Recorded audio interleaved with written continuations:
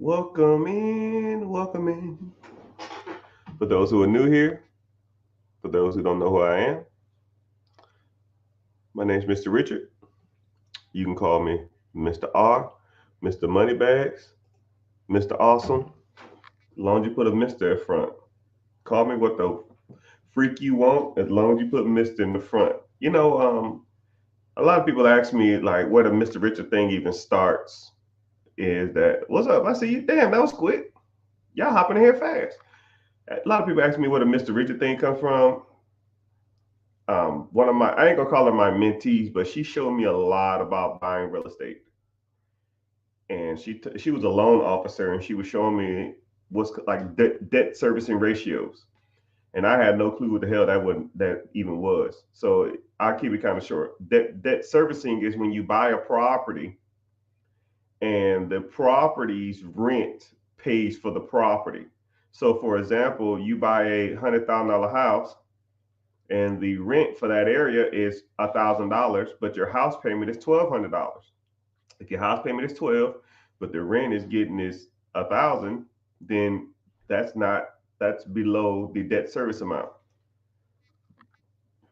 And so, flip the script. Is this recorded? No. Hey, I see you. I don't like to call people names out, but I'll say, oh, the F 111. So yeah, so it's um, so there's I can't even think now. Someone threw me off. But yeah, so that's debt servicing in a nutshell. And she broke it down. She was like, yo, these houses in these areas, you can buy them and make more money by owning them to rent them out to other people. And I said, show me how it works. And she showed me like certain areas that are good to buy in, areas that are bad to buy in because the debt ratio or the debt servicing was a lot low or high. And then we kind of broke it down. So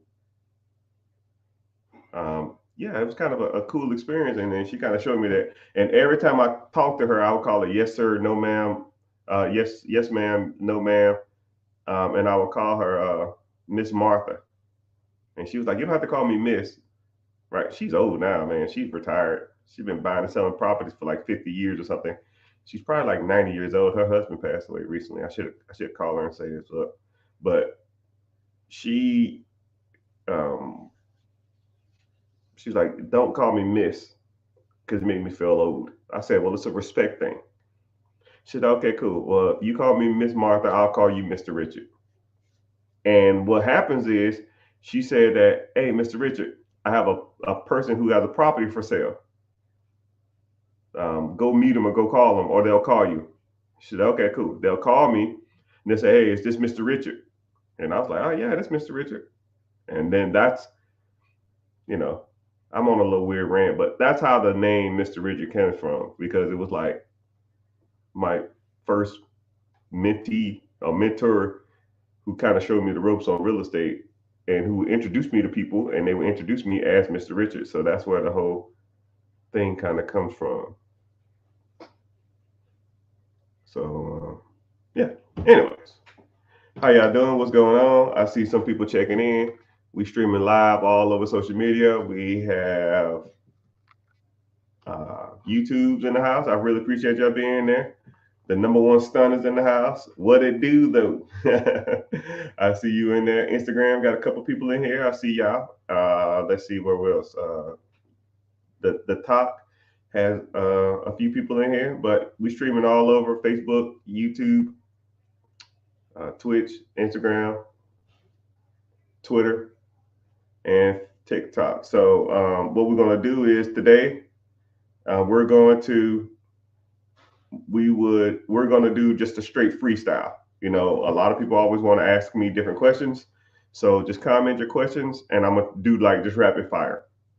I'm as to respect other people's and their questions and stuff like that. I'm not gonna try to go in super full detail. I'll just go kind of hit the subject and then just bounce off. Hopefully, get you pointed in the right direction. But like I said before, if you ever want to get like full details of how you should do some things or how you want to how we learn or how other people have learned from these type of experiences, Link in the bio. Join the free class Wednesday 9 p.m. So somebody said, "What should I do with a saved $1,000?" So $1,000 is good money. I'm not going to try to shun or diss any progress that anybody's ever made, right? $1,000, $100, $50, $2,000. I don't give a damn, right? We all start somewhere. I remember joining the military. I had nothing. I had negative $10,000 and a toothbrush and the clothes on my back. So that let you know where I started from. So $1,000, you could do a few things, and you almost might as well say you have no money, because that $1,000 is pretty much probably revolving currency. It's probably money that you use to maintain your lifestyle. You probably go out to the club or buy something to eat or buy some new shoes or get some car maintenance done on your car, something like that with that money. So it's almost like it would be no money. And it's not really a saved. And something else you said too that kind of threw me off is the word save. Don't ever, when you talk around me, we don't, I don't save, right? There's only two things you could be doing with money. You can be spending it or you can be investing it. That's pretty much all it is, right? The money's in your account. It's ready to be allocated to one or two areas.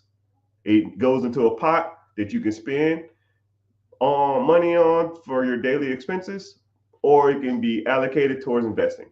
I mean, in all honesty, there's really no point even having a savings account.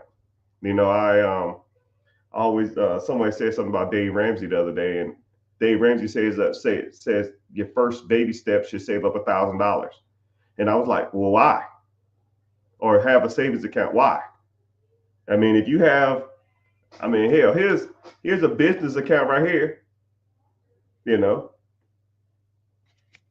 with $30,000 in it. There ain't an expense or an emergency that this $30,000 couldn't cover. Most any transactions can be purchased with a swipe. So what are you saving for? Your money. If you need an emergency fund, get a line of credit or a credit card, and don't use it unless it's an emergency. And as soon as you use it, you pay it back the next month. Pay it all in full, or try to. But you shouldn't live off your credit cards. They're only there for emergency purposes. That's just my opinion. Everything else should be in a fund, like a primary checking that you use every day, or in investing. So you have $1,000, cool. That's $1,000 you have in rotational money. Now the rest of your money that you get, so next month or next week or whenever you get paid, you need to allocate money towards investing. Mutual funds, ETFs, stocks, bonds, or putting it aside for real estate or trying to buy a business. And if your credit sucks, you need to be allocating money towards fixing your credit. If there's not enough, make it enough. And a lot of people say, well, Mr. Richard, I'm living check to check. It's hard for me to say. No, it ain't. You are just spending your money on bullshit. That's all. I promise you, I can look at your finances. I can look at the last 3 months of your finances, and I can cut your expenses in half. This coming from a guy who pretty much was living off of my paycheck when I was in the military for the first 4 years was $900. Now, anybody in here want to give me any kind of random emoji? Say they make less than $800 a month? Because I'll wait. Now, you making less than $800 a month, I'll give you some leeway. But if you're not making less than $800, I'll give you $1,000, $1,000 a month. Then I don't want to hear that you have enough money. And I was investing. I was still investing. I was still putting like $400, $300, $400 a month up every month. I just couldn't do the bullshit. I like forced myself. I couldn't do it. I couldn't eat out, couldn't go to the clubs, couldn't go out drinking, couldn't go out spend all my money on all this crap. All I had was the cell phone bill and whatever little rent I had, and beanie weenies and ate shit, and invest the rest. And if you're not willing to do that, especially with $1,000, I don't think you're ready yet. You got to start putting up some money, man. And then once you do get your credit right, then you can start leveraging your credit if you want to do that. You can start going out to banks and asking banks, hey, um, my credit is good. I have a good business structure. Can I get lines of credit? And then you can take those lines of credit and then you can start buying real estate or businesses or side hustles or storage units or whatever you want to get into. So you have different options. You need to start investing more. You need to work on your credit. And then you need to start leveraging your credit to get lines of credit and then taking those lines of credit and then buying stuff that makes money. If that answers your question.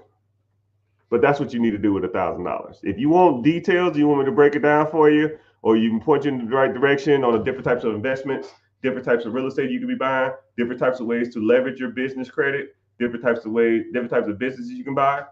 Right? I teach a free class, link in the bio. It's called Be Your Own Boss. Free class Wednesday, 9 p.m.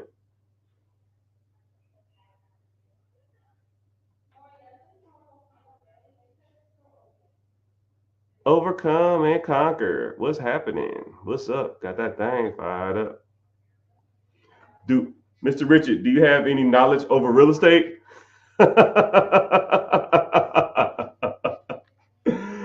Oh man, there are people out here that think they know what they're talking about when it comes to real estate, but I am a different beast. I've spent countless amount of money, time, effort, and energy kind of perfecting slash mastering real estate. Now, I'm not the best, but I'm a top tier contender when it comes to real estate. So whenever you talk about real estate, you got multiple different ways. You got your own home, then you have investment properties, then you have multiple different types of avenues when it comes to investments. You have commercial, warehouse, apartments, which are financed as commercial. Apartments is 5 units or more. 4 units or less is considered residential. That means that me or you get financed as a residential for 4 units or less. So quadplex, triplexes, duplexes, and single family homes are financed as financed as one. So you can buy a fourplex and still get financed as one house. And you put less down too, especially if you occupy it. Then you got what's called syndication deals. That means when you pool people's money together and you buy a property and you make interest, you charge like an acquisition. Acquisition just a fancy word for a buying. You charge a acquisition fee, and you charge a management fee because you're managing the property, and then you charge a disposition, just a fancy word for selling. So you make money on your fees while everybody else makes the profit off the rental profit off the rent. That's a syndication deal. Then you have wholesaling. When you get a property under contract, you wholesale it to somebody else and make an assignment fee, typically real estate investors. You got birth strategy, buy, rehab, refinance, rent, and repeat. That's the birth strategy. You have bird dogging when you find properties for investors. You have lease options whenever you buy a property from somebody else and you lease it to somebody else with the option to buy it, but you take their lease and recoup all your expenses. You got bandit signs, you got tax liens, you got tax deeds. I could go on for days. You got Section 8. There's multiple different ways to make money in real estate. If you want to learn them all, click the link in the bio, join the free class. I can sit and talk about this stuff all day. Someone said I'm gonna join. I see you. Let's join. I see you there. But that's a great question. Do I know a lot about real estate? Shit, I made a small fortune in real estate. And you know what's crazy is me and Miss Martha. She was a loan officer, and she would get people calling and saying, "Yo, I need to refinance my house," and they wouldn't get qualified for a refinance or a HELOC. So they was like, "Okay, well, you can't get the money to. Do you ever thought about selling?" And he's like, "Yeah, you know what? I will sell it. Does it need a lot of work?" Well, yeah, it needs work. That's why I was going to use the money to fix it up. I said, well, I got a guy who will take the property as is, and you ain't got to do nothing to it. Oh wow, I was going to cash out like 30 grand and fix it up, but if he'll take it, the way it is, I'll do that. Cool. His name's Mr. Richard. Hey, my name's Mr. Richard. What's going on? Yeah, I got this property for sale. Okay, cool. I'm looking up this property. Cool. Everything in your neighborhood is selling for $100,000. How much work does it need? About 20, 25. You mind if I look at it? Yep. According to my estimate, need 30,000. So I'll give you 40 grand cash. I'll give you 40. I'll put 30 into it. I'll refinance at 80. I make 10. Or I sell it for 100 and I make 30. All day. That's how we do it. All day long. Thank you for the gift, whoever gave them. Thank you for the gifts. And also, too, I'm streaming all over social media. We got some people on Facebook. We got people on YouTube. We got people on the gram. Comment where y'all from, because I always like to see where different people are from. And also, if you watch from YouTube, that's the only platform that pays me to be here. It's not a lot. I honestly make like $10 an hour, and it's free to you. Just watch from there, right? It's all the same. Actually, I think the video is a little more crispier if you watch it from YouTube, but yeah, it's all good. You don't necessarily have to. But comment where you from, man. I want people to check in. I like to see where people reside or where people come in from, because I pretty much lived all over the United States, and or traveled all throughout the United States. I was in the military for like 21, 22 years, and man, I've seen it all. And I've been there, and I've done that, and I've seen New York in the house, New York City in the house.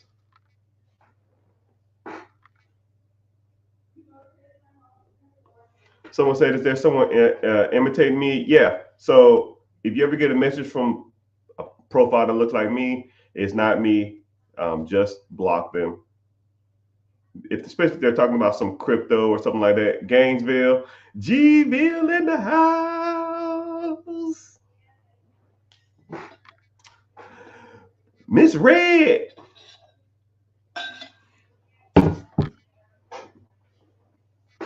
I had an ex in Gainesville. I thought I was gonna marry that woman, but she ended up being crazy.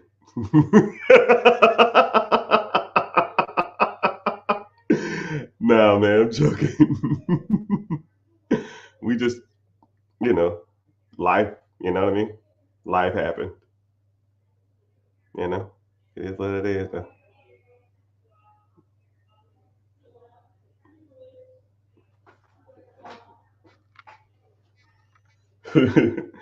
Someone said a Diddy party. Yeah, man. Oh, KC in the house. You know KC, man? All right, listen here, Mr. KC. Someone got a garbage pail kid as their profile pic. That's an awesome. People are crazy. Anyway, someone said Kansas City in the house. So Kansas City, Kansas City is one of those cities. They're like primed for the boom. Okay. There's like 5 cities in America. I'll give you a couple. There's 5 cities in America that are primed for a boom. And Kansas City is one of them. Okay. Now we'll kind of break it down a little bit. So Kansas City is like 2 or 3 times Super Bowl champs. I think they won 2. They went 3 times. So when people win the Super Bowl, if y'all don't know what that does to a city's economy, it literally shoots it through the moon, because now that city is being recognized.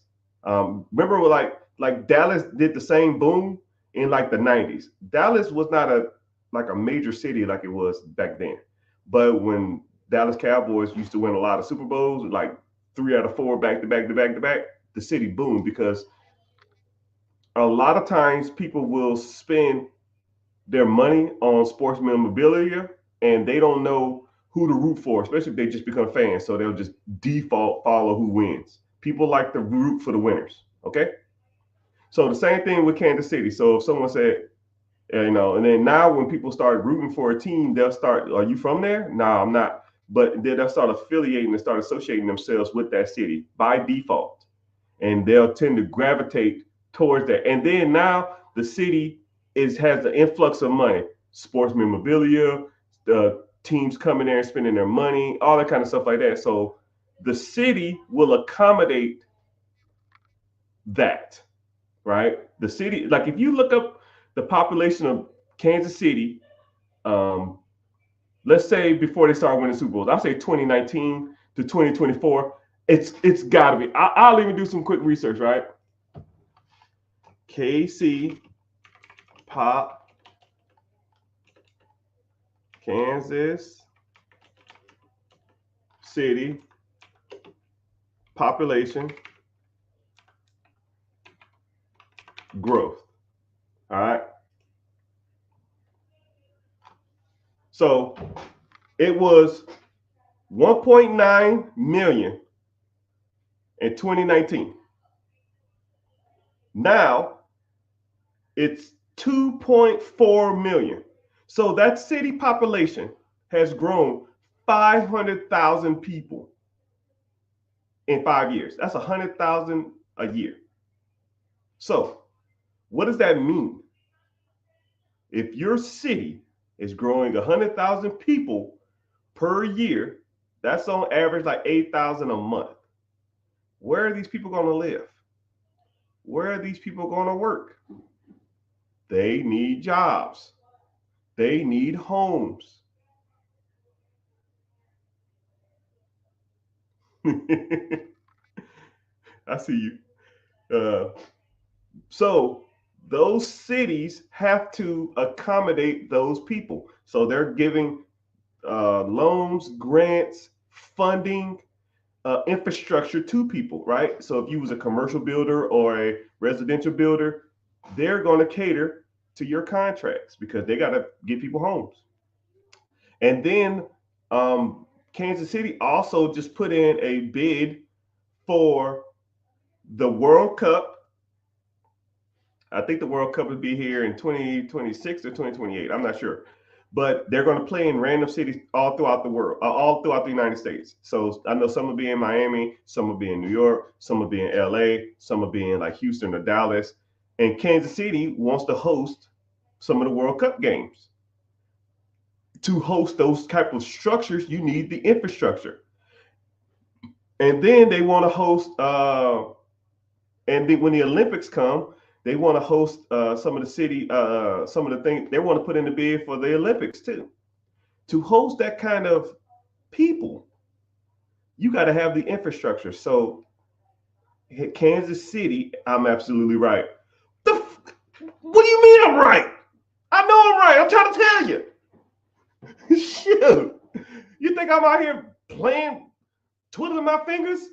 No, man. This is chess, man. I'm making chess moves. I'm trying to tell y'all how to get the money. So they're trying to, host the Olympics. They're trying to host the World Cup. They're trying to host Super Bowls. They already have 3 out of 4 Super Bowls there, champions. I mean, dude, they are primed for growth. And you know what people need? Jobs. Businesses are going to grow, so you might as well have the employees and provide a service. Housing. You might as well rent to some people because not everybody want to buy houses because houses are super expensive. And then gentrification in these type of cities is going to get real bad, right? I hate the term gentrification. I don't, really support it. But I mean, it is what it is. It's called a spade a spade. If people are getting money, I'm getting it too. If y'all want to sell Big Mama's house for $50,000, I put $50,000 into it and sell it to some hipster, 20-year-old hipster software developer for $250. By all means. I didn't tell you to sell Big Mama's house. You should just take Big Mama's house, take out a HELOC or refinance it, fix it up, and make it more modern and accommodating to your needs, and keep it in your family for the rest of your life. Somebody laughing. I ain't lying. I mean, don't sell Big Mama's house. But people don't listen. Sorry, I went on a rant. But yeah, Kansas City, there's like 5, 6 cities that are primed for growth, right? I'm not gonna sit on here and rant about all of them, but I talk about them all the time in my classes or my mentorship or in my community. You want to learn more, that type of stuff interests you, click the link in the bio, join the free class. That's what we talk about. Someone said 100%. I ain't gotta lie about no money. Shit, it cometh and goeth.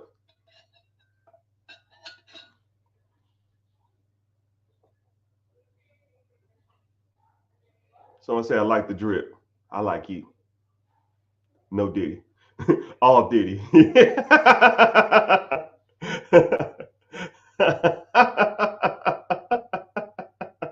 like the drip. I like you. All Diddy. No, I'm just playing. What's happening, everybody? Big P, I see you.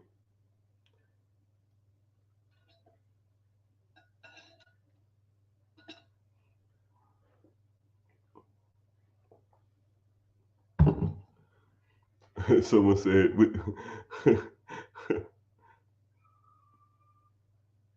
not this, Mr. Richard. Yeah. California in the house, Tampa in the house. How many employees do I have? I don't even know, man. I try not to count. I don't even think about it. It's weird. It's weird. I'm gonna tell you something else too that's weird. Like any type of metrics that measures my success, like I stopped counting. When I hit $1 million, when I was an official technical millionaire, I was 2013 or 2014. I don't remember the year. I remember it was October, but it was 2013 to 2014.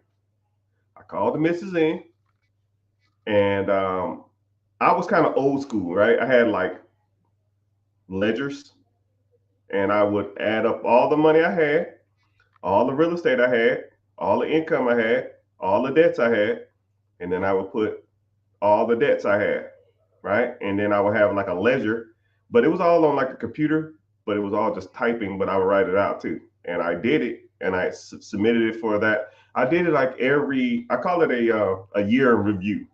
I would review all my finances every year, right? And everybody in here should be doing the same thing. You should step back and say, hey, I have this house, I have this car, I have these bills, I have this debt, I have these credit cards, I have this credit score. And you just put it all on a piece of paper. And then set a reminder in your cell phone to come back in a year or 6 months and see if you're progressing. If your credit score goes up, if your credit score goes down, if your net worth goes up, if your net worth goes down, if your debt goes up, if your debt goes down. And a lot of people don't do that. A lot of people just don't sit back and reflect on bettering themselves, right? You need a standard or a metric that you use, and then you build or grow from there. If you have no starting point, how are you getting ahead in life? Like, man, I want to get ahead in life. How do you get ahead when you have no start? Start somewhere. You starting here? Cool. How much money you have? I don't know. Cool. How much debt you got? I don't know. Cool. What's your credit score? I don't know. Okay. Well, you have any assets? I got some new Jordans. I got the new Jordan 11s. Man, you'll get the fuck out of here. I was in a shoe store earlier today, and the dude was like, it was one of those shoe stores where they sell like specific shoes, like really expensive shoes. And my daughter wanted some fours. They were like $300. I said, girl, I ain't paying $300 for some shoes. And she said, I like these too. I said, Concords, man, hell no. I don't like Jordan 11s. Them things suck. And the guy like turns around, look at me like, bro, you don't get the fuck out of here. Man, I'll buy this whole motherfucking store and shut it down and burn all these damn shoes. You better get the hell out of my face with that trash. You might not. You might want to check the bank accounts. Somebody said, "What was my Savannah in the house, California in the house, New Jersey in the house, North Carolina, Mobile, Alabama, one of those cities. North Carolina, one of those states. New Jersey, one of those states. Savannah is a sleeper. Savannah is like a cheap man's Charleston. And the cost of living almost reflects it too. But that's just me though. But I could talk all day about different cities and stuff, man. I promise you. but I'm not going to do that.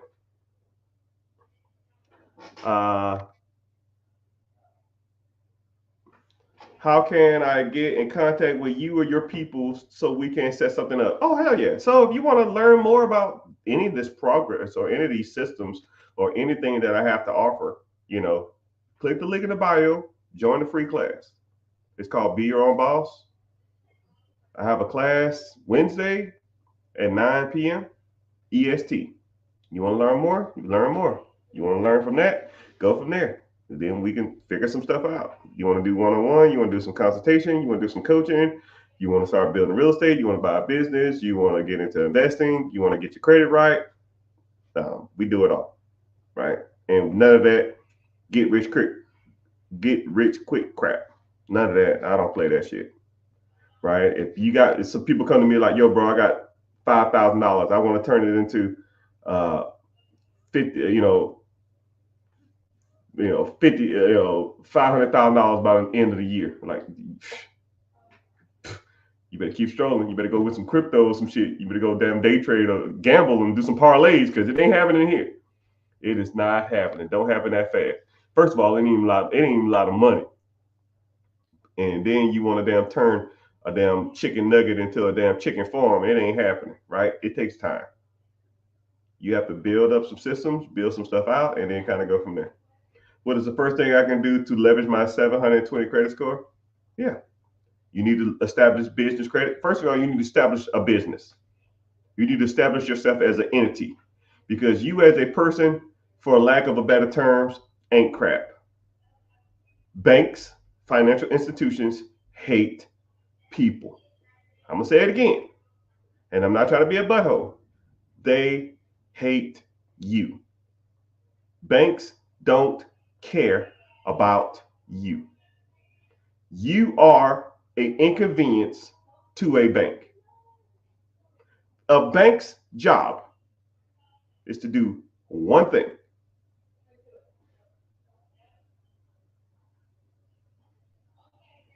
Make money. Okay? Once you understand that, then the relationship between you and the bank, the dynamic kind of changes. Okay? When you know that the bank's job is to make money, then you look at the bank differently. Like, for example, if you went on a date with a guy or a girl and their whole objective was to get money out of you, would you be talking to them sweeter? Would you be nicer to them? Would you be, more willing to even go out with them? If their whole objective was to get money from you or to take you back to the house and have some happy time or something. If that's the whole objective, like they don't want to get to know you, they don't care about your family, they don't care about your thoughts, they don't care about your dreams, they don't care about your goals. If their whole objective is, hey man, I'm just trying to take this person home and have happy time, then you can either do one or two things. Once you already know their objective. You can give them what they want, or you cannot give them what they want. But if you give them what they want, in return, you should get what you want. The same thing with the banks. If the bank's objective is to make money, now that I know that their bank's job is to make money, my job is now to make money. I don't want to, how people say, it's so crazy because people's like, oh man, I love USAA. Man, I love Navy Federal. Hey man, Bank of America, they have some great people there. Man, I love Wells Fargo. I ain't never had an issue with Truist, PNC and like, dude, shut up. Their goal is to make money. You're falling in love with a process whose sole purpose is to get money from you. They take your paycheck and loan it out to people like me. You deposit on Friday, I'm getting a check on Monday. Right? Millions of dollars worth of lines of credit here. Millions with an M worth of lines of credit from the bank. Because I know their objective is to make money. How do banks make money? Loans. Loans, fees, and credit cards. That's how banks make their money. That's it. That's all they care about. Loans, fees, credit cards. So let's take credit cards first. You go to the bank, you get a personal credit card, $2,000. I go to the bank and get a credit card, $30,000. It's right here. The card's still in here. I ain't even using it. I don't even care. I just get them because you never know when I'm gonna need one. It's right here. 30,000. Wow.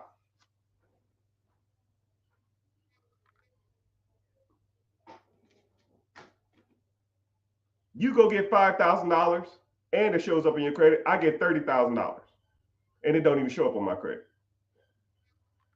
Now I can take that $30,000 and I can go buy a property or renovate a property, or I can take that money and buy a business, or I can buy some storage, put down payment on a storage unit, or put down payment or buy a whole vending machine route, or buy a tow truck company or something. Whatever makes money. Because like I said, their objective is to make money. Once I know their objective, now my objective is to make money off of them. You go to the bank and you get your $5,000 credit card and you go buy clothes and Gucci and shoes and go to the club or go or take a vacation. If their job is to make money off of you, why are you not making money off of them? You're taking their money that they're making money off you and you're buying stuff that doesn't make money.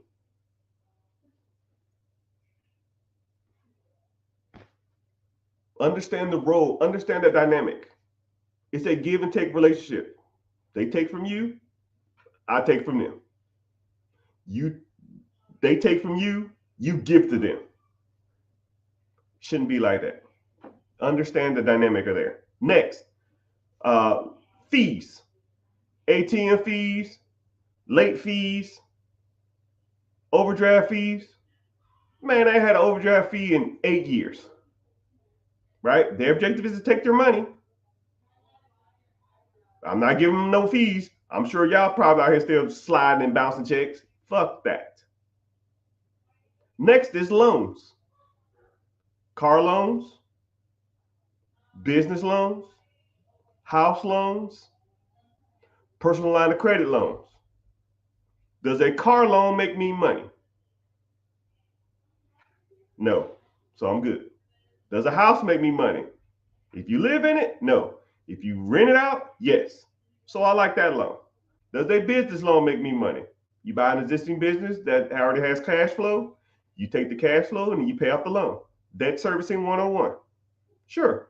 Line of credit. Line of credit in the form of a credit card, a line of credit into like a business line. Yep, all three of those, that makes me money.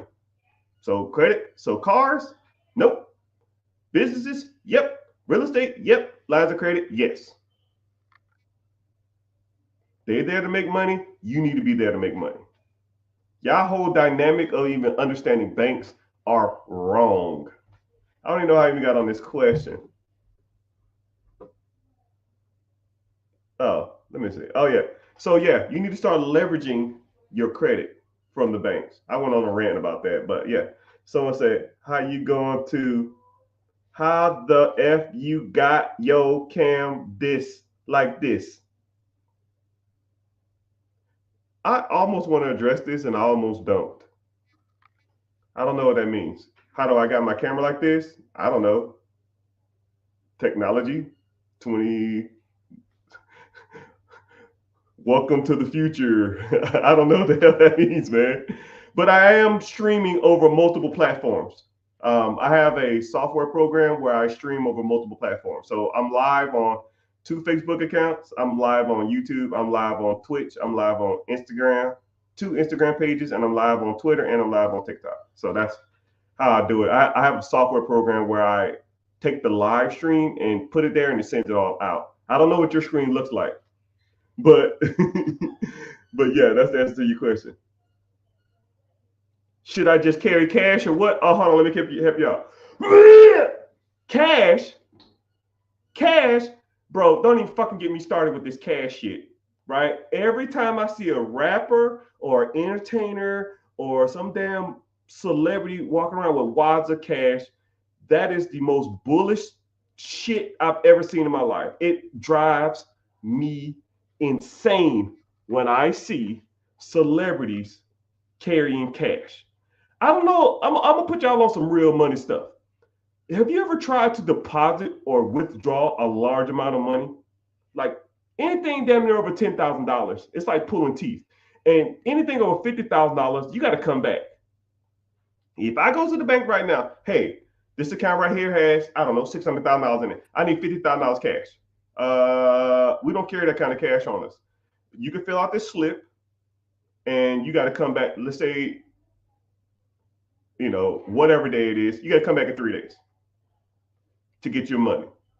So whenever I see a celebrity or a rapper or entertainer or some shit running around with bricks of money, look at me, y'all. I'm flexing on that. I'm flexing on the gram. Yeah, bro, you look like a fucking idiot. Because how the fuck are you running around with that kind of cash? And then what's crazy is I've been places and I've tried to either deposit that kind of cash or I've tried to buy stuff with that kind of cash, and them motherfuckers will laugh my ass straight up out the store.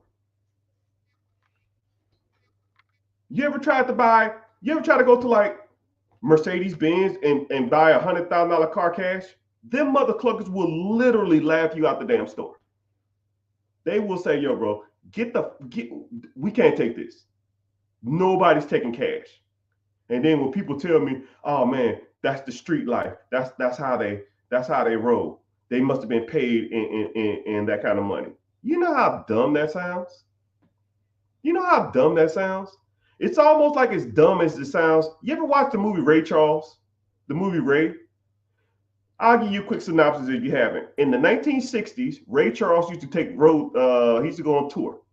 But the manager would have to pay Ray in ones, right? He'd be like, yo, man, you owe me $30 in ones. So he would have to stop what he's doing, go to the bank, get $30 in ones, and then take it to Ray so Ray can count it. 1, 2, 3, 4, 5, 6, 7. And after like the third trip, he handed Ray like, hey, my check is $40. He gave him two 20s. Ray said, what the fuck is this? This is $2. He said, nah, man, it's two 20s. He said, nah, man, I like to be paid in ones. He said, bro, I'm not fucking going all the way out of my way to go get 40 ones and singles. You gonna have to damn just suck this shit up. That's the same thing I see in today's age. What if the person got paid in cash? Who the fuck's running around with $10,000, $20,000 in cash? Who? No one. And if a celebrity says to me, hey, Mr. Richard, I want to come on your platform. I want to do an interview. Pay me $10,000 cash. I was like, you know what? You can piss off. I'm not fucking going to no bank and ask for no $10,000 cash. Get the fuck out of here. That's just, get out of here. That shit don't even make any sense. $10,000 of cash. Now I got a damn, and every time you do a transaction over $10,000 at the bank, it sends a notification to the FBI and to the IRS. So now I'm going to get audited because some fucking rapper wants to be paid in cash so he can flex on Instagram in front of some damn his honeys and his posse. Get the fuck out of here with that shit. That shit is fucking stupid. It makes no sense. And you're not going to sit here and convince me or tell me otherwise. All y'all can kiss my ass. And if you don't agree with it, peace out. Because that shit is stupid. We need to do better as people. Instead of running around trying to flex all our damn money on Instagram, buy these big ass, stupid ass chains, trying to get the latest and greatest of all this other kind of shit, And then the bad part about it is it's all trash, right? Don't even get me started. Y'all gonna get me upset. Y'all gonna get me upset with that shit. Y'all gonna get me upset. And then the bad part about it is you want me to real flex? Watch this. This is a $60 hat. This is a $900 shirt. This is a $12,000 watch. This is a $400 titanium band. That's a fucking flex. This is a $1.2 million home. You don't see no fucking jewelry. You don't see stacks of cash. And I think I have some emergency money floating around here. I don't even give a fuck about it. I don't care. Cash is trash. Cash flow and lines of credit is the way of the future.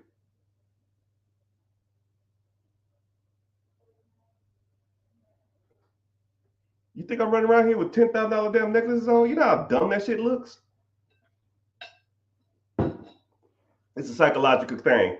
People have to show their wealth to people to be validated. If you really want to get to some history and some knowledge, you can use my Harvard education and kind of show you what y'all really damn showing all y'all damn wealth off for. Because after slavery was abolished to differentiate the poor Negroes and the Negroes with class, they had shoes. Really, really broke people didn't have shoes. And really, really rich people or had their papers or who was free had shoes. That was one of the deciding factors on the wealth class. And then there it starts. A lot of people say, well, why the fuck we put so much emphasis on shoes? Maybe it was indoctrined from slavery, right? Maybe we have to one up each other just to show that we have success, or maybe that we are not better off than others. I don't fucking know why we put so much emphasis on shoes and jewelry and all that kind of shit like that, right? But I can almost revert back to Jim Crow laws and stuff too. But I'm not gonna get into it. Let's just say we need to quit. What should one keep their money in?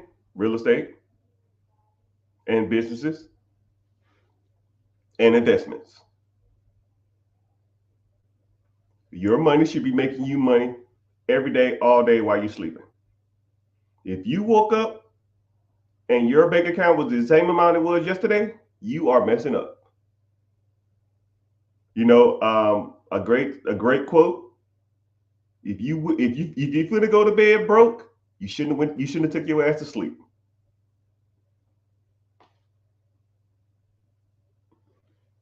You should keep your money in stuff that makes money.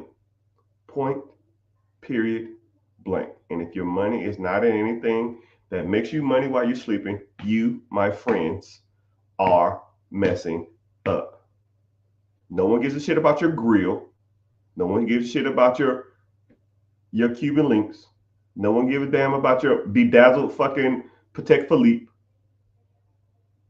No one gives a damn about your any of that shit. Your Jordan 4s. No one cares. I'd rather have $10 million in the bank and look homeless than dress like to have $100,000 worth of clothes on and no money. We got to get out of this shit, people. My people's, we got to get out of that shit. We got to. But, hey, whatever. What do I know? Someone said, what was my MOS and branch? Well, first of all, MOS is Army and Marines. I was in the Air Force. My AFSC was 2 Alpha 672 aircraft mechanic, for lack of a better term. I'm not going to go into detail about it. Man, shit done got serious. As a real estate investor, I need to sell Big Mama's house. Yeah. Keep selling Big Mama house to the investors. We'll take them. And then y'all gonna be living in some apartment in 5 years from now, paying rent to somebody else. When you took Big Mama's house and then you go pay off a car and buy other dumb shit.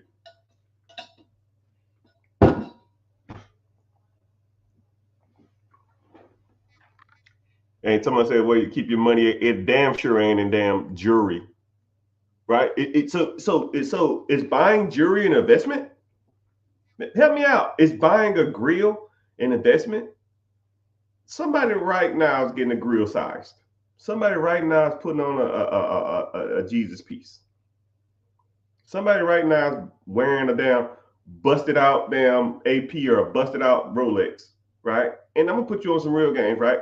You can take this same Rolex, let's say it's, I don't know, 10 grand. I don't know.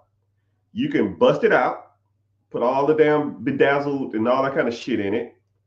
They'll sell it to you for $30,000, 25,000. But as soon as you then put any of that bedazzled shit on it, you depreciate the value's only like $5,000. But only motherfuckers who's paying for that shit is my peoples. Right? No one else is buying that shit. And then I see some of these other celebrities talking about, I paid 25 for this. Normally, the watch was like 10 grand, but I bedazzled it and now it's worth 25. And I know my jeweler told me he'll always pay what I paid for it. You, my friend, are a fucking idiot. That is the stupidest shit I've ever heard in my life. No jeweler, I can't even say the word now, is ever going to pay you retail for a piece of jewelry that you pay for, especially when it's bedazzled out. I say the word bedazzled, that just means you put all them rhinestones and moistenites or diamonds in that shit. That shit is horrible. It is trash. As soon as I see that shit, I'm just like, you're an idiot. But hey, what do I know, man? I'm on a rant. I'm sorry. I apologize.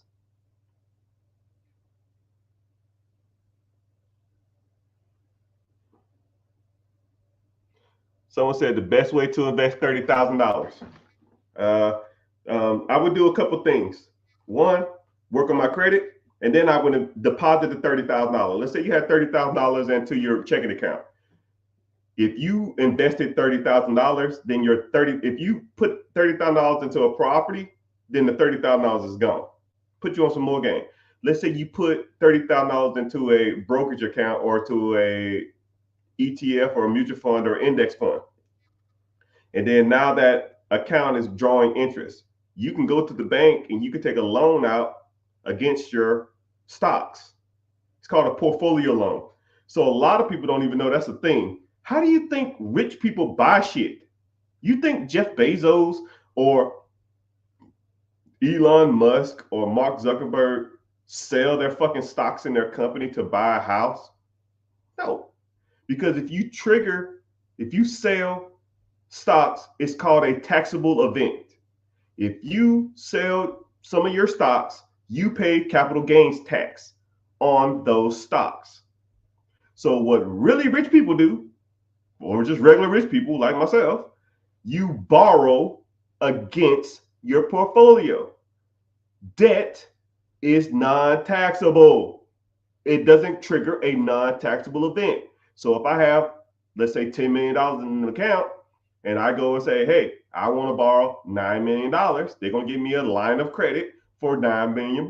Now I take the $9 million, my payment on $9 million is probably going to be $100,000 a month or something. But let's say I bought a business or I bought some real estate and the profit from that is $200,000 a month. So I take two, I give the bank back one, and now I keep one, $100,000 profit. I made $100,000. The bank got their interest, and then my portfolio of stocks is still drawing interest every year for the rest of my life. That's how the rich get richer. Not taking your cash and go buying some dumb shit or go buying something and trying to make it work. That ain't how the game works, man. That's just one technique, right? But we could talk about those type of techniques all night long, all night, all night long.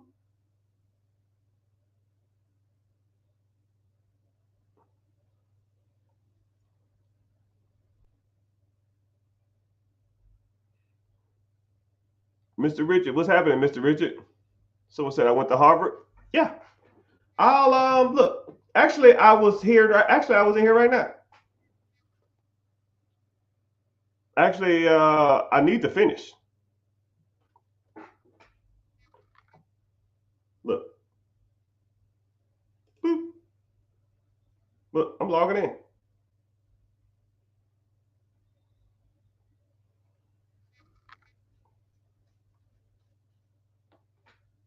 My account, my dashboard, my account, Richard, my account, Harvard, right there.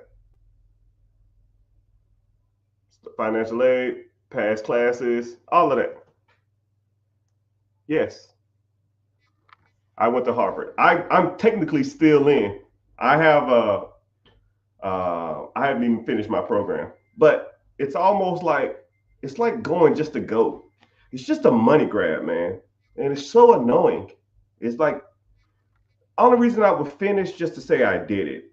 I don't need that. You know what I mean? But it is what it is. But every once in a while, people always ask me about Harvard and stuff like that. To me, it's kind of easy. I mean, I sit here and talk. I talk college level slash master's level slash doctorate levels understanding of money to you guys damn near on a daily basis. I mean, all I'm doing is pretty much as soon as they give me a project, I just put my phone on speaker and I speak into the phone and I can do my discussions comically easy, you know. Someone said, what would I be without my military experience? Homeless, man. The military is the best and worst thing I've ever done in my life. But you know what's crazy about the military is? The military is like the bank. Understand why you're there. Your job is like the bank. Understand why you're there. Don't give them any more than they deserve and give them just enough so you don't get in trouble. Right? Every other minute of your day should be devoted towards making money. Your job is going to use you for everything they can, right? Use your job for everything you can. When I was about year 8 in the military, I realized that this is cool, but this ain't my life. My objective is to be well off. I think I'm smart enough. I have the means, the capability, and the attitude to do it. And I just, from that moment, the military wasn't my priority no more. And a lot of people, when I was in the military, would like give me crap for not like, you need to be more gun ho. I was like, no, I'm good. Like, dude, you can have this shit, right? I'm not gonna break my neck. The military don't give a damn about you. And as soon as I got out, nobody, one person I knew reached out to me, right? The military kind of don't. They don't give a damn about you, right? You just a number. And if y'all don't care about me, why should I care about y'all?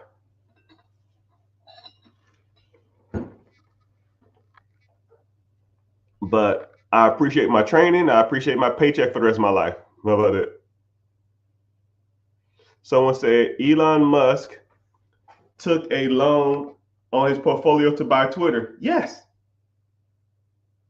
Yes. He didn't sell. Say if Elon Musk had $200 million worth of Tesla stock or some shit. I don't know. He's not going to sell $40-50 million worth of Tesla stock to buy Twitter.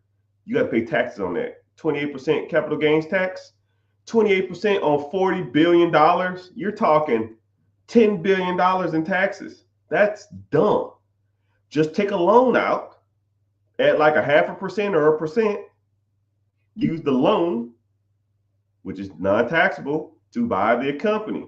The company has what's called debt servicing. Let's say if the payment to buy Twitter was $220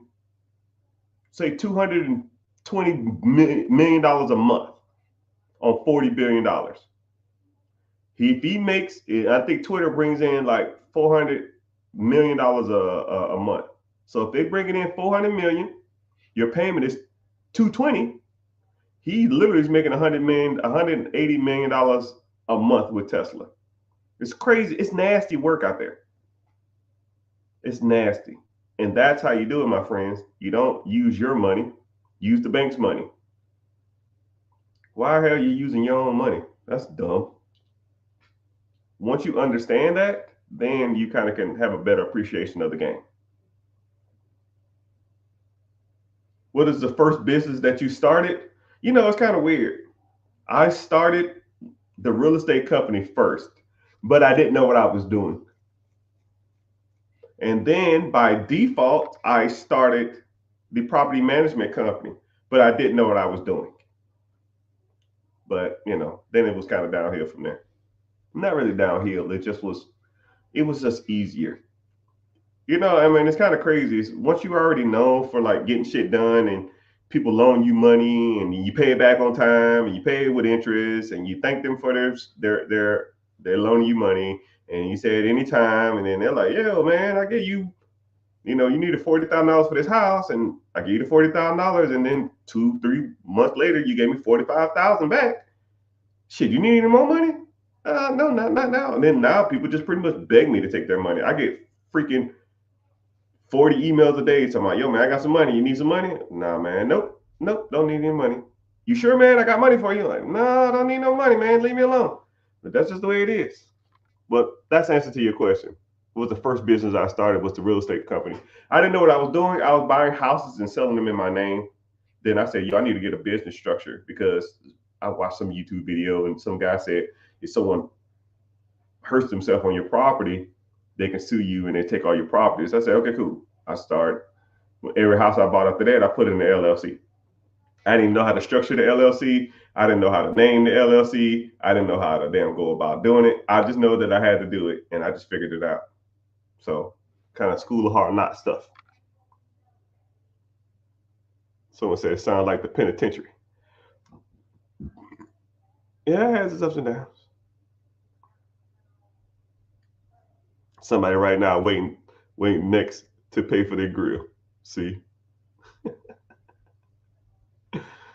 Oh man, grills. Get out of here with that shit. Floyd Mayweather thinks he's doing something walking around with a bag of money. Yeah, and he's an idiot. Floyd Mayweather, I'm gonna tell you something. This is what's crazy. Floyd Mayweather's whole personality revolves around money. It's crazy. It's almost like I'm trying to think of somebody else who's like that. It's like if they're not flexing how much money they have, then they have no personality. Like, talk to Floyd Mayweather about anything. Listen to him talking about anything other than money. You go to his Instagram. Next, I got this new Jacob and Coach. I got $100,000 in the bag. I got 7 of my new cars. I'm on my new private plane. I got a new watch. Bitch, didn't you just say that 4 posts ago? Cool. I just got a bag full of money. Didn't you just say that 4 posts ago? Hey man, I just got this new house. I guess that's different. Yeah, I'm on my private plane going to motherfucker, bro. Give me some substance. Talk about something other than money. His whole personality revolves around money. If that motherfucker woke up tomorrow, he was broke, he'll kill himself. All he talks about is money. Has no personality, has no merits, has no drive. I don't even hear him talking about being motivational, right? I see him every once in a while. He'll say stuff like, "I'm up here early in the morning working out because I want to be the best." Some of that stuff is cool. I give him that type of stuff. But for the most part, it's always him buying something expensive or having something expensive. "Hey, y'all, let's go look at I got $30 million worth of watches here. Let's go over here and look at them." No, bitch, block. Like, I don't give a shit about that. He does it for advertisement purposes. Okay, cool. Besides his gyms, which some of them are closing, what do Floyd Mayweather advertise? I'll wait. Now, I'm on social media just as much as you guys. Floyd Mayweather, Mr. 300 million, $500 million, Mr. Businessman, Mr. Motivational Speaker Man. What promotional product does Floyd Mayweather promote? I'll wait. I'll put it like this. Shaquille O'Neal and Floyd Mayweather have about the same amount of money. Now, Shaquille O'Neal endorses Five Guys, The General, Geico, Athlete's Feet.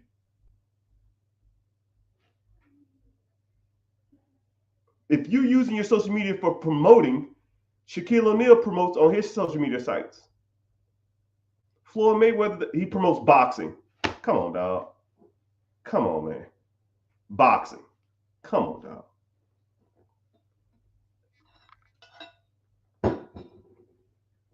Let me guess. The Canelo fight? Nope. The Tank fight?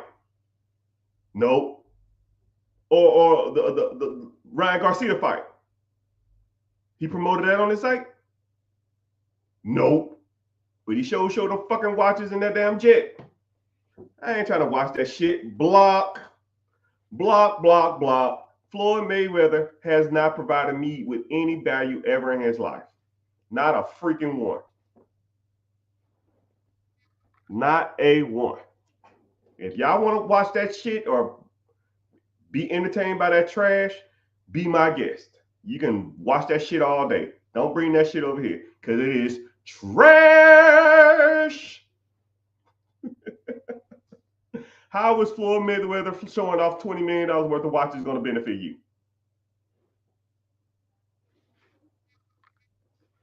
And the fucked up part about it is how Floyd Mayweather promoting his fights is going to help you. Are you going to pay for it on pay-per-view? Do you pay for celebrity fights or pay for pay-per-view fights? If the answer is no, so why the hell are you watching him? To watch his jets? To watch his cars? I think y'all need to reevaluate the type of people y'all idolize. That's one of my problems with social media, right? That's why I talk shit about people, because we worship and idolize the wrong people. I don't want you to worship anybody. Don't worship me, right? If I fuck up, call me out. But what I will give you this. You ask me a question about money, I won't refer it back to things that I bought. It's going to be things that I want you to have, right? This is not a me problem. I don't get on social media just to talk about me. I'm here for you. When you have people like that, their social media is for them to show the world he needs validation from the world that he is a success. Things provide him value, not you. The things he shows off to the world, and you tell him, you're the king of it. You're the boss. What's happening, man? I love your drip. You give him that validation, and you just boosting his ego. Floyd, we know you got fucking money. Stop it. Get some help. I watched a video the other day. I think it was Carmelo Anthony. He was in front of like an all-black Range Rover, an all-black Rolls Royce with like $30,000 in his hand. Bitch, grow up. What the fuck? You're a 40-year-old man running around with $30,000 in your ear. We know you was in the NBA, my guy. We get it. I can Google your contracts and see how much money you made. Hell, I'll take half away of that just because you spent money on stupid shit. Let's say if you made $150 million in your lifetime, Mr. Camelo. You made $150 million in your lifetime. I'll give you half on dumb shit, right? That still should put you at 75,000. You know what? Fuck it.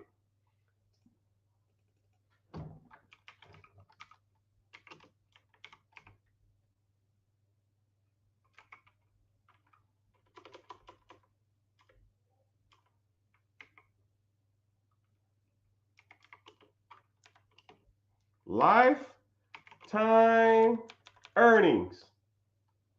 Carmelo has made $262 million lifetime. Okay, I'll give you half. I'll say Lala took 70 million and you spent the other 90 million on bullshit. That still should leave you with $130 million. We get it, Carmelo. You got money. Do you need to run around with handfuls of cash to your ear? You're 40 years old. Grow up. Nobody cares, right? But people like that do that for themselves so you can validate that they're still relevant. He's not in the NBA. He don't probably get all of the people coming up to him. Hey man, let me get your autograph. Let me hang out. Let me get a photo. Let me get an autograph. He probably don't get that no more. So people like that who used to all that attention since he's fucking 15 years old, now he's damn 40, not getting all that attention no more. They do stuff like that on their social media to get validation in their comments. Stop it when I'm lying. I call out anybody. Do you need to do that? You're a fucking grown up. But hey, what I know, now the people gonna come for me. Don't talk about Camelo. Man, all y'all kiss my ass. Fuck that. That's just trash. Trash. Right? What I think about NVIDIA stock, is water wet? It's like the number one, not only the number one tech stock, it's the number one stock in the nation, probably for the last 18 months. If anybody hasn't invested or even know about NVIDIA, you've probably been living under a rock or you're just oblivious to what's going on in the world, right? I don't tell people what to do with their money because I'm not a financial advisor. I can't advise anybody on anything. I'm just good with money and I've been like that my whole life. If you don't know what NVIDIA is, you might want to do a little research. I think over the last, you know what? I will not tell a lie. And you spelled NVIDIA wrong, but it's all good. Today, over the last, let me see where we at. The last year, it's up 200%. The last 5 years, last year is up 200%. That means you put $1 in it, you doubled it. Actually, you 100% gains would be a double, so you pretty much tripled it, or you doubled your double. It's kind of a weird concept. So if you put $1 in, you would double your double, so 200%. Over the last 5 years, it's up 3,000%. 3,000%. There isn't nothing like that. Someone said, I see the new Meta stuff. Man, screw Meta. Meta's okay if that's what you want to do. No, I'm not into that crap.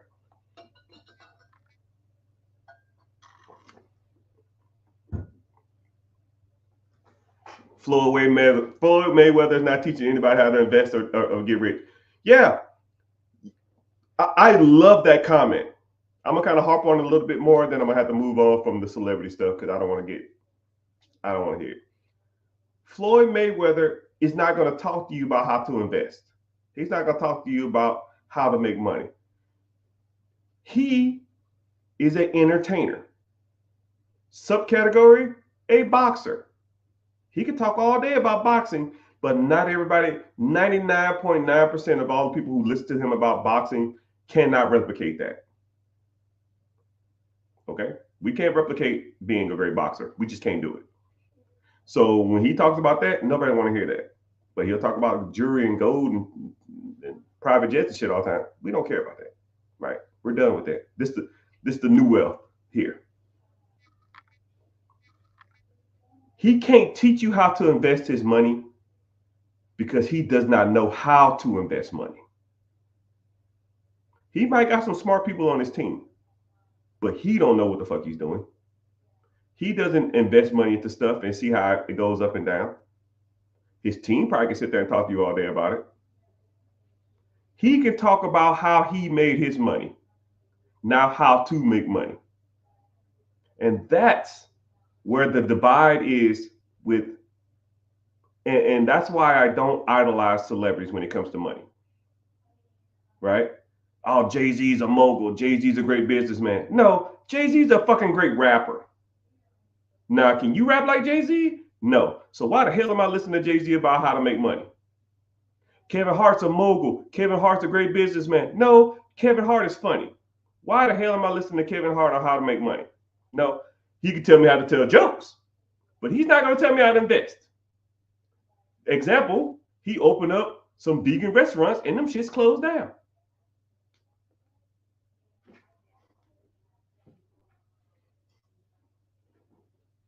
I'm not listening to him when it comes to money. I'll listen to him how to sell jokes and how to damn sell out arenas. But I'm not going to listen to him as a businessman. Shaquille O'Neal. Shaquille O'Neal's a great businessman. He invested in a lot of businesses. No, he took the $300 million of earnings and he bought some stuff that worked out. And I'll give you that. Now, if you want to teach me how to take $300 million and invest it in something that works out, fine. But I ain't got $300 million. Anybody in the chat got $300 million? No. So why the hell am I listening to Shaquille O'Neal how to do that? Now, if he tore his Achilles when he was 17 years old and didn't make it to the NBA and then took $50 and turned it into a multi-million-dollar empire, cool. Now you got my vote. People taking $200 million and making money off of it ain't impressive, people. It's not even close to being impressive. Think about that. Jay-Z took $400 million of earnings and turned it into $1 billion. Oh my fucking goodness. Wow, you're a genius. I mean, shit. I'm impressed. Shit. Motherfucker, you can do that. Let me give you $400 million and you turn it to $1 billion. Right? Simple compound interest will make you 10% a year. You take $400 million and put it into any United States stock that average the S&P 500 is 10.1%. That's $40 million a year. Hell, after 10 years, you've doubled your money. He's a genius. I don't get it, man. Y'all got to quit with that shit, man. Y'all got to quit it. But whatever. I'm done with the celebrity stuff, right? I got some good sound bits. So when you see them on social media, you can tag them people in it because I'm coming for the jugglers. I don't give a damn because it needs to be said. And I'm the one to say it.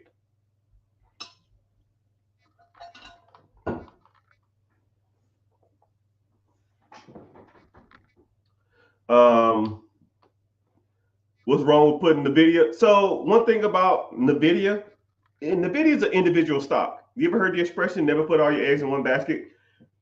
NVIDIA is cool and NVIDIA has high potential, but NVIDIA is one stock. If you're going to invest, in my personal opinion, you should always be diverse, right? If you get into a mutual fund, an index fund, or ETF, you are diversifying the portfolio, right? If you get into a S&P 50 stock or ETF or something, you're investing in 50 different companies. If one of those companies fall off the list, then another one will replace it. You are automatically diversifying. You don't have to watch it, right? I'm like, I set it and forget it. I don't know if y'all remember the rotisserie cooker when y'all was kids, right? You put the rotisserie chicken in it. What was the slogan? Set it and forget it. That's how my portfolio is. I put money in it. I thought about it. I put my money into it and I let it ride. And we're out. Right? I'm not going to be sitting here. Oh man, let me track I have a stop loss and all options and the future calls. And man, I ain't got time for that shit. Right? No, I got time for that. So I don't do that. I don't really sit back and watch and do that type of stuff.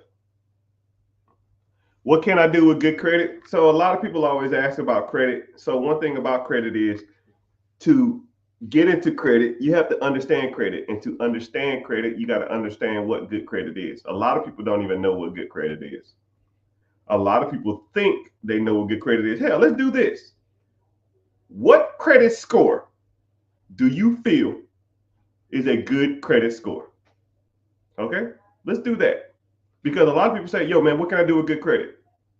Okay, well, what is good credit? What can I do with a large amount of money? Okay, well, what's a large amount of money? What I need to be rich? Well, what's is rich? You know, once I ask this question, the comments are going to get crazy. Hey, I see you, man. Damn, you have you look like a European model. Got this long hair, man. I ain't had hair in 12 years. Some people said 750. Somebody said 680. Somebody said 800. Somebody said 700. Somebody said 650. Somebody said 750 or up. Somebody said nothing less than 820. Somebody said at least 750. Somebody said 700 better. So, what's that tell you? Everybody's wrong. It's not even the fact that everybody's wrong. It's that there's no metric or no standard for good. Because you say good, somebody else says bad. Somebody else says mediocre. Someone else says good. Someone else says bad. Someone else says mediocre. The metric is this, right? I kind of say this a lot, but I'm gonna put you on some game. The credit is good for the use you need it for. Okay? It's almost like, what's a good car? Well, are you going to work or are you hauling bricks? What are you using it for? If you're going back and forth to work, Yes, this is a good car. Are you hauling bricks? Okay, this car is not going to be a good car to haul bricks. You have like half the equation right. You have to understand that good credit is only good for what you're applying for. If the car lot you're going to needs a 580 to get that car and you have a 620, then you have good credit or good enough credit. If you have, if you go into you try to get a McLaren or something, and you go to a dealership and they say you need a 700 and you got that 620, getting that Honda, you probably could have got the Honda, but you're not going to get a McLaren. So good is almost subjective. You have to understand what you are going for first, right? I say this a lot. Know what you're going for first, then work your credit to those numbers. If you are not going for specific things, then you're using your credit wrong. Okay? Know what you're going for. That's your target. So you say, what can you do with good credit? I don't know what your credit is, man. I don't know what you think good credit is. So that kind of answers my question. What's happening? I'm gonna buy a house from you. I see you. You probably just kept strolling though. At least say, hey, 13. Hey man, how do you edit those videos, man? That's pretty impressive. I'm gonna speak to you every time you come in here until you say something. You probably just strolling through though, but it's all good. Let me see. What am I gonna say?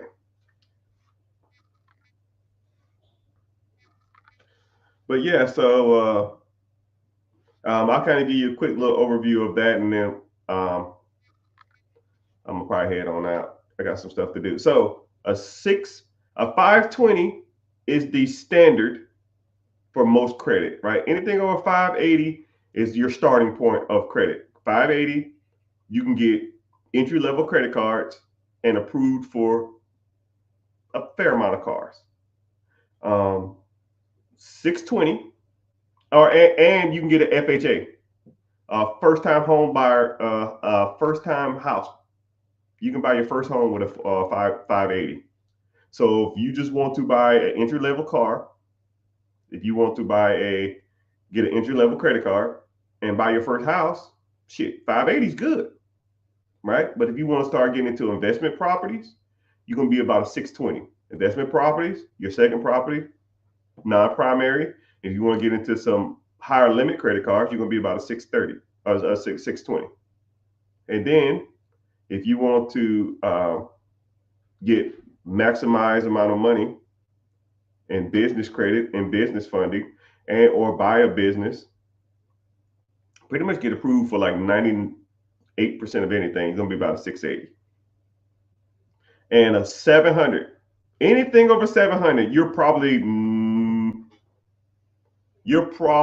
the 99.9 percentile of approval, unless you have lack of like credit profile. And that's a whole nother story. But anything over 700, you can get a lot of stuff done. So somebody did say 700 better. So what I deem good credit, 620 or higher is kind of good. Better credit, 680. Great credit to me is over 700. So a lot of people say 800 is, you got really great credit. No, it's irrelevant. Anything over 700 will do the trick, right? I'll give you a great analogy. When I was in the military, we had to do push-ups, right? And the max amount was 60. If you got 60, you got maximum amount of points. I would do my 60 and then I would stop. I'm maxed out. There's no point to continue after this point. But I would sit there next to people and they would do 90. And I was like, well, why you do 90?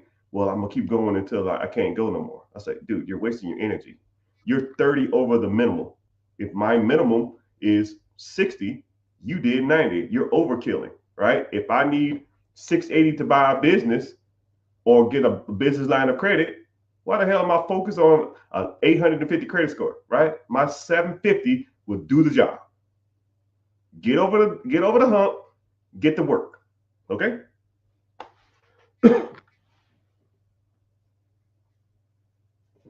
But yeah, so I hope you found value in this. Somebody just commented, just go, Santiago. You're a little late though, but glad y'all came in. Follow me on YouTube. Make sure you turn that follow button on. You get your notifications on every time I post. I post a lot though, but it's like a default post. But you can always see when I'm live. Um, Thank you for watching. And do you need an LLC to rent Section 8? No. I would have one though. But if you want to learn more about that, click the link in the bio. I'm talking about real estate, buying businesses. Link in the bio called Be Your Own Boss. The class starts Wednesday, 9 p.m. EST. Okay? 9 o'clock EST. Link in the bio, join a free class. And you can learn more about these processes, your credit. You want to get your credit repaired, you want to get your credit fixed, you want to get business credit, you want to buy businesses, you want to buy real estate.